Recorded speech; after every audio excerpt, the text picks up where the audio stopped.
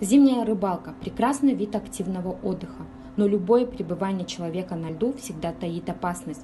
Поэтому, прежде чем выйти на лед, вспомните правила, которые обеспечивают вам безопасность и сохранит жизнь. УЧС города Караганды предупреждает: выходя на лед, обращайте внимание на свое самочувствие, погодные условия и состояние ледяного покрова. Категорически запрещен выезд на лед на автотранспорте. Выходить на лед следует только при стабильных морозах, когда ледяной покров достигнет не менее 20-30 см. На местах сбора промышленных вод лед всегда тоньше, наблюдается промой ловушки для рыболова.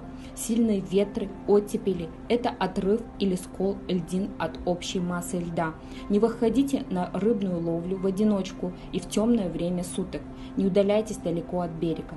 При выходе на лед при себе имейте средства связи, фонарик или другие средства для подачи сигналов. Рыбная ловля в надетом жилете или на груднике поможет сохранить плавучесть при провале под лед. Веревка в рюкзаке или шнур длиной 15-20 метров помогут вам при чрезвычайных ситуациях. Если вы провалились под лед, то широко раскиньте руки и не наваливайтесь на тонкую кромку льда. Постарайтесь забросить на лед ноги. Помните, оказавшись в ледяной воде, человек замерзнет и теряет сознание через 20-30 минут. А ваше местонахождение на водоеме должны знать дома и на работе. Помните, человек тогда сильнее стихии, когда знает, как правильно действовать.